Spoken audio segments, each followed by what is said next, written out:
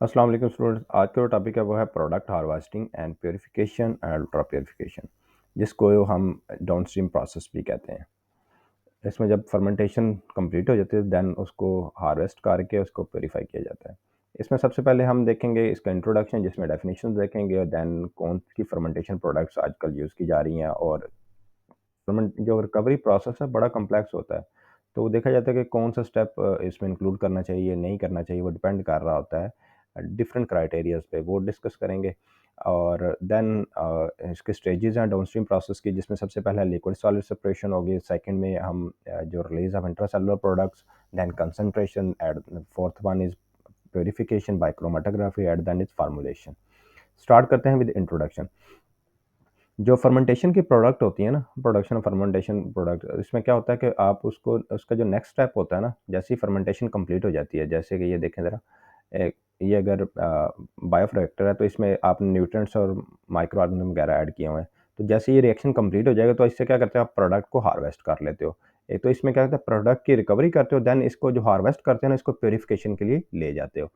तो इसमें कहता है प्रोडक्ट जो नेक्स्ट स्टेप होता है, प्रोडक्ट रिकवरी एंड प्योरीफिकेशन। तो प्रोडक्ट रिकवरी और प्योरीफिकेशन जो है ना, जो फर्मेंटेशन जो प्रोडक्ट होते हैं, इसकी रिकवरी और प्योरीफिकेशन, इसको डाउनस्ट्रीम प्रोसेस भी कहते हैं। और ये बड़ा कॉस्टली भी है और डिफिकल्ट भी है, क्योंकि इसमें डिफरेंट प्रोसेस इन्वॉल्व होते हैं। तो डाउनस्ट्रीम प्रोसेस का जो मेन एम होता है ना, वो प्रोडक्ट की क्वालिटी, हाई क्वालिटी प्रोडक्ट बनाना, ताकि उसको ज़्यादा से ज़्यादा प्योरीफाई करके उसकी क्वालिटी को इन्हेंस करना होता है। और ये बड़ा कॉस्टली भी है, तो इसलिए इसका जो नॉर्मल जितनी भी कॉस्ट आ रही होती है ना फर्मेंटेशन में, उसकी 15 टू 70% जो है ना, 15 टू 70% कॉस्ट वो इस पर आ रही होती है। ठीक है, वो रिकवरी कॉस्ट है टोटल कॉस्ट का। तो मीन्स रिकवरी जो स्टेप है इतना इंपॉर्टेंट है। और देन आते हैं फर्मेंटेशन प्रोडक्ट कौन कौन से, जैसे इंसुलिन वगैरह की फर्मेंटेशन के थ्रू थ्रू प्रोडक्ट करवा रहे हो, एंटीबायोटिक की करवा रहे हैं, एंड इसके अलावा hormones and industrial enzyme, fragrance, natural fragrance और फ्लेवर कंपाउंड्स, ये कुछ कंपाउंड प्रोडक्ट्स हैं जिनको हम फर्मेंटेशन के थ्रू प्रोडक्शन करवा रहे होते हैं इंडस्ट्रियल लेवल पर। देन कौन सा क्राइटेरिया जिसकी बेस पर ये डिसाइड किया जाता है कि ये रिकवरी प्रोसेस में ये वाले स्टेप इंक्लूड होंगे और या नहीं होंगे, क्योंकि रिकवरी प्रोसेस में बहुत सारे स्टेप्स होते हैं, तो सारे स्टेप्स इन्वॉल्व नहीं किए जाते। डिफरेंट मेथोडोलॉजी हैं जो हम डिटेल में आगे पढ़ेंगे। डिपेंड कर रहा होता है कि आपकी जो प्रोडक्ट है वो इंट्रा सेलुलर या एक्स्ट्रा सेलुलर है। एक्स्ट्रा सेलुलर प्रोडक्ट को एक्सट्रैक्ट करना ईजी है as compare to intra cellular. Then उसके अलावा आप प्रोडक्ट को जो आपने एक्सट्रैक्ट करेंगे, उसकी रिकवरी करेंगे, उसकी आइसोलेशन करेंगे, उसकी प्योरीफिकेशन करेंगे, तो देखेंगे प्रोडक्ट किस पर्पज़ के लिए यूज़ होनी है। क्या वो लेबॉर्ट्री में यूज़ होनी है, या फिर वो प्रोडक्ट जो है वो किसी मार्केट वगैरह में नॉर्मली यूज़ हो रही होगी। तो अगर तो लेबॉर्ट्री में यूज़ होनी, देन इसकी एफिशिएंसी हाई होनी चाहिए। यानी नेक्स्ट यही चीज़ पे आ जाता है कि एक एक्सेप्टेबल स्टैंडर्ड होता है कि इसकी प्योरिटी इतनी होनी चाहिए, उस स्टैंडर्ड पे इस प्रोडक्ट होना चाहिए। Then physical chemical nature of desired product की, उसकी बेस पर भी आगे जो रिकवरी प्रोसेस है वो भी चेंज होता रहता है। इसके अलावा देखा जाता है कि ये बायोहैज़र्ड इफेक्ट तो नहीं रखता। एट द एंड हम देखा जाता है कि फर्मेंटेशन ब्रॉथ जिसमें आपने ऐसा ब्रॉथ जिसमें आपने अपने माइक्रो ऑर्गेनिज्म को ग्रो करवा के अपनी प्रोडक्ट ली होती है, उसमें कोई इम्प्योरिटीज़ तो नहीं है। अगर इम्प्योरिटीज़ होंगे तो आपको एक्स्ट्रा स्टेप्स ऐड करने पड़ेंगे रिकवरी प्रोसेस में। अब स्टेजेस ऑफ डाउनस्ट्रीम प्रोसेस, तो 5 स्टेजेस हैं डाउनस्ट्रीम प्रोसेस की फर्मेंटेशन के बाद। जब फर्मेंटेशन कंप्लीट हो जाती है तो देन प्रोडक्ट हार्वेस्टिंग, और नेक्स्ट स्टेप होता है उसका प्रोडक्ट हार्वेस्टिंग के बाद जो आप कर रहे होते हैं ना, वो है इसकी रिकवरी और प्योरीफिकेशन। तो वो देखते हैं 5 स्टेप है। सबसे पहला है solid liquid separation, second one release of intracellular products, third one concentration, fourth one is purification of by chromatography, at the end is formulation. Formulation होता है ये स्टोरेज जब कंप्लीट हो जाता है ना, तो उसको फिर स्टोर करना और आगे मार्केट में सप्लाई करते हुए इस चीज़ का ख्याल रखा जाए कि प्रोडक्ट आपकी ठीक रहे। तो अब स्टार्ट करते हैं विद सॉलिड लिक्विड सेपरेशन। इसमें क्या होता है कि ये जो रिकवरी प्रोसेस का फर्स्ट स्टेप है, ठीक है, सॉलिड लिक्विड सेपरेशन। इसमें जो जितने भी सॉलिड सस्पेंडेड पार्टिकल्स होते हैं, जैसे सेल बायोमास हो गया या और इनसॉल्युबल जितने भी इंग्रेडिएंट्स होते हैं, उनको ब्रॉथ कल्चर से अलग करवा लिया जाता है। फिर आपके पास फिल्ट्रेट आ जाता है। अगर तो ये आपका जो रिक्वायर्ड प्रोडक्ट है इंट्रा सेलुलर होगी, देन आपको सेल को क्या करना पड़ेगा, ब्रेक करना पड़ेगा। फिर आपको प्रोडक्ट लेनी पड़ेगी और फिर towards move towards solid liquid separation, जो कि स्टेज 2 इसी के बारे में डिस्कस करती है। स्टेज 2 जो है ना उसको आप अ, अगर तो एक्स्ट्रा सेलुलर प्रोडक्ट तो देन स्टेज 2 इन्वॉल्व नहीं होगी। तो इसलिए बड़ा इसके वेरिएशंस आती हैं। अब है कौन-कौन से मेथड्स अप्लाई किए जाते हैं सॉलिड लिक्विड सेपरेशन के लिए। सबसे पहले है फ्लोटेशन, फिर flocculation and filtration, eight the end is centrifugation. Flotation क्या होता है कि ये एक इंस्ट्रूमेंट होता है, ठीक है। उसमें क्या कहते हैं, आप गैस ऐड करवाते हो और गैस क्या करती है, बबल्स बना लेती है और बबल्स की फॉर्म में ऊपर राइज अप करने हैं। तो ये जैसे जैसे ऊपर जा रही होती है ना गैस, अपने साथ सस्पेंडेड पार्टिकल्स को, बबल्स जो होते हैं सस्पेंडेड पार्टिकल्स को अटैच करते हुए ऊपर ले जाएंगे और जाग की फॉर्म में ऊपर आ जाते हैं। फिर ऊपर से इन्हें क्या कर देते हैं, अलग करवा लिया जाता है सस्पेंडेड पार्टिकल्स को। इस तरह इन्हें प्योरीफाई किया जाता है। तो इसमें गैस को एंटर करवाया जाता है लिक्विड ब्रॉथ में, तो वो क्या बबल बना लेती है और बबल क्या कर लेते हैं, अब्जॉर्ब कर लेते हैं जितने भी सेल और अदर सॉलिड पार्टिकल्स होते हैं। Second one is flocculation. Flocculation में ये होता है कि यही एक इंस्ट्रूमेंट है, उसके अंदर आपने जैसे कि फ्लास्क हो गया बड़े लेवल पर, तो टब हो गया, तो उसमें आपने क्या किया कि आप आपका यही जो फ़िल्ट्रेट आया हुआ है, अभी आपने जो प्रोडक्ट लिया है उसके अंदर लिक्विड भी है, उसके अंदर आपकी प्रोडक्ट भी इस तरह पड़ी हुई है, ठीक है। प्रोडक्ट भी है और साथ में जो सस्पेंडेड पार्टिकल्स और भी हैं, न्यूट्रिएंट्स भी होंगे, उसके अलावा सेल बायोमास भी होगा। तो इसमें आप एक केमिकल ऐड करते हो जिसकी वजह से क्या होता है, पहले ये थे ना, तो फिर ये आहिस्ता-आहिस्ता क्या हो जाएँगे, इकट्ठे होना शुरू, फ्लॉकुलेट हो जाएँगे, इकट्ठे एग्रीगेट हो जाएगा लार्ज मॉलिक्यूल। तो फिर एग्रीगेट जैसे ही बड़े होंगे तो फिर क्या हो जाएँगे, सेटल डाउन हो जाएँगे, फिर ईज़ी हो जाएगा रिकवर करना।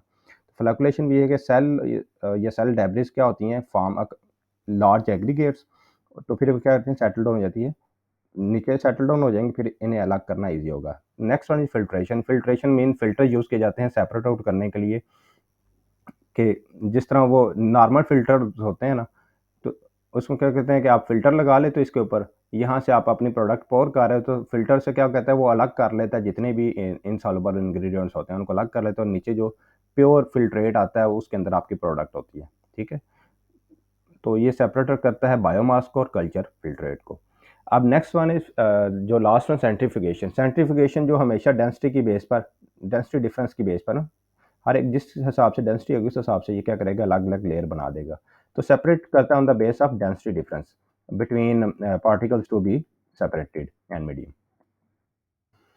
अब फिर क्या होता है कि अब इन केस अगर जैसे कि पहले मैं बता दिया कि अगर आपकी प्रोडक्ट क्या हो, इंट्रासेलुलर हो, तो देन क्या करेंगे आप, सेल को डिस्ट्रक्ट करेंगे। तो सेवरल बायोटेक्नोलॉजी के प्रोडक्ट जैसे सेल के अंदर होती हैं, विटामिन्स हो गए, एंजाइम्स हो गए, वो सेल के अंदर होते हैं, तो उसको आप gain located inside the cell, जिसे इंट्रासेलुलर कहते हैं। तो इसके लिए आप गेन करने के लिए क्या करना पड़ेगा, इसमें रिलीज करवाना पड़ेगा, मीन सेल को ब्रेक करवाना पड़ेगा। तो फिर ये माइक्रो ऑर्गेनिज्म जो सेल्स होते हैं इनको ब्रेक करवाया जाता है डिफरेंट मेथड से, ठीक है, जैसे कि फिजिकल, केमिकल और एंजाइमेटिक वे से। अब मेथड्स आ जाते हैं सेल को ब्रेक करवाने के, डिटेल में डिस्कस करते हैं। एक केमिकल वेज हैं, फिजिकल, जैसे फिजिकल का है, फिजिकल हो गया, केमिकल एंड एंजाइमेटिक। तो सबसे पहले फिजिकल वेज में आएंगे अल्ट्रासोनिक। अल्ट्रासाउंड को यूज़ किया जाता है सेल को ब्रेक डाउन करने के लिए। ऑस्मोटिक शॉक को यूज़ करता है और हीट हीट के थ्रू भी सेल को ब्रेक डाउन करवाया जाता है, थर्मोलाइसिस कहते हैं, और eight the and high pressure के थ्रू भी सेल को डिस्ट्रक्ट करवाया जाता है। केमिकल्स में एल्कलीज जो हैं और ऑर्गेनिक सॉल्वेंट जैसे अल्कोहल वगैरह, एथेनॉल एंड देन डिटर्जेंट्स को भी यूज़ किया जाता है। एंजाइमेटिक में सबसे जो मोस्ट इम्पोर्टेंट लाइसोजाइम्स हैं, देन ग्लूकानेज, मैनेज और लास्ट वन प्रोटीएज वगैरह को यूज़ किया जाता है सेल को डिस्टर्ब करने के लिए, ताकि आपके इंट्रासेलुलर प्रोडक्ट आपको मिल जाए। अब जैसे प्रोडक्ट हमें मिल जाती है, इस जो स्टेज 3 है ना, इस लेवल पर आके जितनी भी प्रोडक्ट होती है ना, हमारे पास फ़िल्ट्रेट जो अभी तक आया होता है ना, उसमें से सस्पेंडेड पार्टिकल सारे के सारे क्या हो जाते हैं, रिमूव हो चुके हैं। फ़िल्ट्रेट में से सारे जितने भी सस्पेंडेड पार्टिकल्स हैं वो रिमूव हो चुका है, फ्री फ्रॉम सस्पेंडेड पार्टिकल्स। अब हमारे पास प्रोडक्ट होगी फ़िल्ट्रेट के अंदर, लेकिन इसमें प्रोडक्ट में आपके पास जो वाटर कंटेंट है वो बहुत ज़्यादा होता है, 98 अप टू 98, 80 टू 98% वाटर होता है। तो फिर क्या करना होता है, आपकी जो प्रोडक्ट है वो बहुत बड़ी लो होती है कंपैरेटिवली, अगर इतना वाटर है तो फिर आपने क्या करना, वाटर को इवेपोरेट करना होता है, ठीक है, ताकि आपकी प्रोडक्ट क्या हो, अच्छी कंसंट्रेट हो सके। अब इसके प्रोडक्ट को कंसंट्रेट कर वाटर को रिमूव करवा के प्रोडक्ट को कंसंट्रेट डिफरेंट मेथड से करवाया जाता है। हम 4 मेथड यहाँ पे डिस्कस करेंगे जो प्रोडक्ट जो बायोलॉजिकल प्रोडक्ट को कंसंट्रेट करवाने के लिए यूज़ किया जाता है। Number 1 is evaporation, number 2 is liquid extraction, number 3 membrane filtration, number 4 is adsorption. तो सबसे पहले आते हैं एवापोरेशन। एवापोरेशन में ये होता है कि एक हीटिंग डिवाइस यूज़ की जाती है जो स्टीम प्रोड्यूस करती है। हीटिंग डिवाइस, ठीक है, वो स्टीम क्या करती है कि जो आपका सैंपल होता है ना, जिसके अंदर आपके प्रोडक्ट होती है और साथ में वाटर कंटेंट होते हैं, उसको अप्लाई किया जाता है। उस पर ही स्टीम प्रोवाइड करेंगे ना हीट डिवाइस के थ्रू, तो क्या होगा कि वो वाटर जो उसमें जितना वाटर होगा ना वो एवापोरेट हो जाएगा और वो क्या हो जाएगा अल्टीमेटली कंसंट्रेट होता जाएगा। देन आता है लिक्विड एक्सट्रैक्शन। इसमें ये होता है कि आप 2 तरह के लिक्विड जो एक दूसरे में इमिजिबल होते हैं, ठीक है? जैसे कि ये फॉर एग्ज़ाम्पल ये अगर रेड वाला लिक्विड है और सेकंड वन इज़ इसको ब्लू से मैं शो, ठीक है? ये अब ये सेकंड वाला लिक्विड है। अब ये एक दूसरे के साथ ऐड नहीं हो सकते, मिक्स नहीं हो सकते, तो फिर आपकी जो प्रोडक्ट होती है ना वो ये डिपेंड कर रहा होता है प्रोडक्ट पे कि प्रोडक्ट आपकी ऐसी है कि वो इन दोनों में से एक में सेलेक्ट कर रही हो। मींस नॉर्मल अगर आप इससे थ्रू प्रोसेस करवा रहे होते हैं ना, तो आप ये अगर ऐड करवाते हैं और आपकी प्रोडक्ट इसमें जो ब्लू वाले में क्या है एंटर अच्छी तरह मिक्स भी हो सकती है, कंप्लीटली डिज़ॉल्व हो सकते हैं। देन आपको क्या करते हो अच्छी तरह इसको मिक्स करते हो, मिक्स करने की कोशिश करते हैं, उसके दौरान जितनी भी प्रोडक्ट होती है ना आपकी, आहिस्ता-आहिस्ता इधर मूव करती जाएगी, इधर डिज़ॉल्व हो जाएगी, फिर आप इससे एक्सट्रैक्ट करवा सकते हो। इसे कहते हैं लिक्विड एक्सट्रैक्शन। इसमें 2 लेयर्स को यूज़ किया जाता है, ठीक है? बायोलॉजिकल प्रोडक्ट को क्या किया जाता है कंसंट्रेट करवाया जाता है बाय ट्रांसफर्म डिज़ायर्ड प्रोडक्ट एक लिक्विड फेज़ से दूसरे लिक्विड फेज़ में। इस तरह अगर यहाँ पर थी तो इसको इधर लेके और इधर इसको अलग करके तो इसको क्या कर लेते हैं प्यूरीफाई कर लेते हो आप।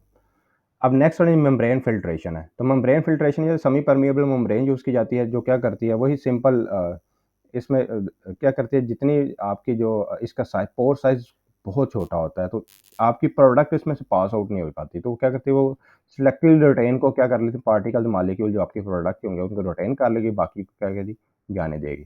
और इस तरह आपकी प्रोडक्ट आपको मिल जाएगी on the base of their size, ठीक है? डेफ़िनेटली पोर की बेस पर अगर पोर साइज़ छोटा है तो मीन्स वो ज़्यादा छोटे जो बड़े साइज़ वाले हैं या छोटे उससे पोर साइज़ मज़ीद मज़ीद जो छोटा होता है उसको पास आउट होने देते हैं, लेकिन पोर साइज़ से बड़े वाले जितने होंगे उनको क्या करें रिटेन कर लेगी। उसमें आपकी प्रोडक्ट भी आ जाएगी। अब आते हैं एडसॉर्प्शन। एडसॉर्प्शन में होता है कि बायोलॉजिकल प्रोडक्ट जो होती है ना वो जो फर्मेंटेशन के बाद आती है हमारे, उन्हें कंसंट्रेट किया जाता है by using solid adsorption particle जैसे कि एक्टिवेटेड चारकोल। वो ऐड करवाया जाता है। एक्टिवेटेड चारकोल मोस्टली ये ना प्रोटीन वगैरह या जो आपकी प्रोडक्ट होती है उनको अपनी तरह साथ अटैच करवा लेता है और उसको फिर आप एक्टिवेटेड चारकोल से अपने प्रोडक्ट को अलग करवा सकते हो। इस तरह भी प्योरीफाई इसको कंसंट्रेट किया जा सकता है। अब थर्ड वन जो फोर्थ स्टेज नंबर 4 है that is purification by chromatography. अभी तक तो फिल्ट्रेशन से अब नॉर्मली उसको एज़ मच एज़ प्योरीफाई करते जा रहे हो। अब ये स्टेप इन्वॉल्व होगा अल्ट्रा प्योरीफिकेशन में।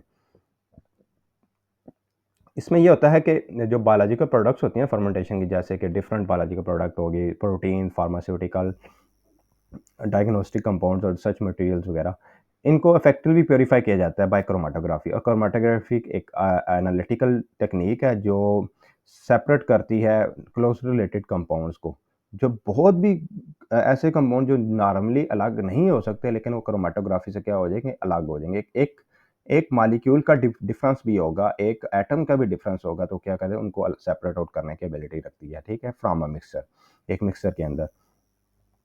तो अब क्रोमेटोग्राफी कंसिस्ट कर रही होती है, एक इसका स्टेशनरी फेज़ होता है, एक मोबाइल फेज़ होता है, 2 फेज़ होते हैं क्रोमेटोग्राफी के।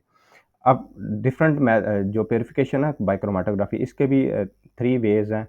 कौन-कौन सी टाइप क्रोमेटोग्राफी की यूज़ करते हैं? एक जेल इलेक्ट्रोफोरेसिस वाले जेल फिल्ट्रेशन क्रोमेटोग्राफी है, second one is ion exchange chromatography, third one is affinity chromatography.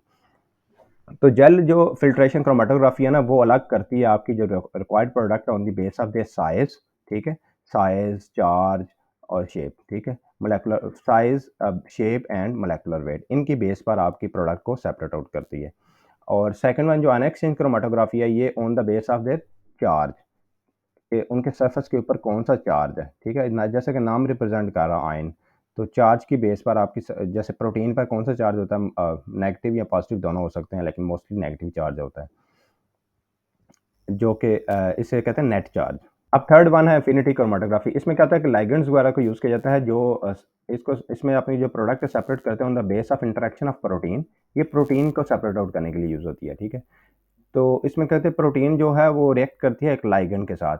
वो लिगेंड हो सकता है इमोबालाइज्ड लिगेंड होता है, वो मे बी एंटीबॉडी, या फिर वो कोई सबस्ट्रेट हो सकता है, या फिर कोई इनहिबिटर हो सकता है। अब लास्ट स्टेज है फार्मूलेशन।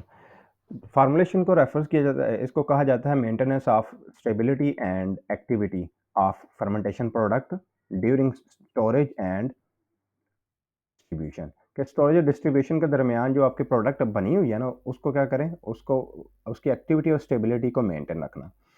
ये ना हो कि प्रोडक्ट पीछे से ठीक बन के आ गई, सारे स्टेप से गुजर के, लेकिन आप जब स्टोर कर रहे हो तो उसे प्रॉपर इन्वायरमेंट प्रोवाइड ना करें जिसकी वजह से प्रोडक्ट क्या हो जाए, ख़राब हो जाए। तो फार्मूलेशन में इस तरह होता है कि जो लो मॉलिक्यूलर वेट प्रोडक्ट होते हैं उनको कंसनट्रेट करवा लिया जाता है बाय इवेपोरेशन, और जो जैसे सॉल्वेंट्स, ऑर्गेनिक एसिड्स वगैरह और जो स्मॉल मॉलिक्यूल्स होते हैं उनको क्रिस्टलाइज करवा लिया जाता है बाय एडिंग सॉल्ट। अब इसके लिए जैसे कि small molecule antibiotic, citric acid वगैरह। अब है डिफरेंट मेथड्स हैं जो फार्मूलेशन के लिए अप्लाई किए जाते हैं, जिसमें हम दो पढ़ेंगे, एक ड्राइंग और second one is freeze drying या लाइफलाइजेशन। ड्राइंग में ये आता है कि हीट प्रोवाइड की जाती है, जो आपके प्रोडक्ट होती है ना उसको हीट प्रोवाइड की जाती है, वेट प्रोडक्ट होती है। उसमें क्या होती है फिर उसमें वेट प्रोडक्ट को हीट जब प्रोवाइड की जाती है तो फिर क्या होती है, एवेपोरेशन हो जाती है वाटर की, और आपकी प्रोडक्ट क्या होती है, कंसनट्रेट हो जाती है मजीद।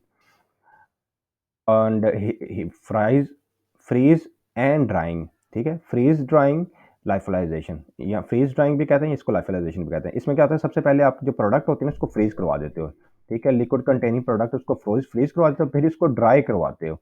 अब जो ड्राई है ना वो ये फ्रीज ड्राइंग है, अंडर वैक्यूम कंडीशन होती है, ठीक है। इसको फ्रीज ड्रायर यूज किया जाता है अंडर वैक्यूम। वैक्यूम कंडीशन में क्या कहते हैं, इसको फिर लाइफलाइज करवा देता है। ये भी पाउडर फॉर्म में आ जाते हैं फिर लाइफलाइज होने के बाद।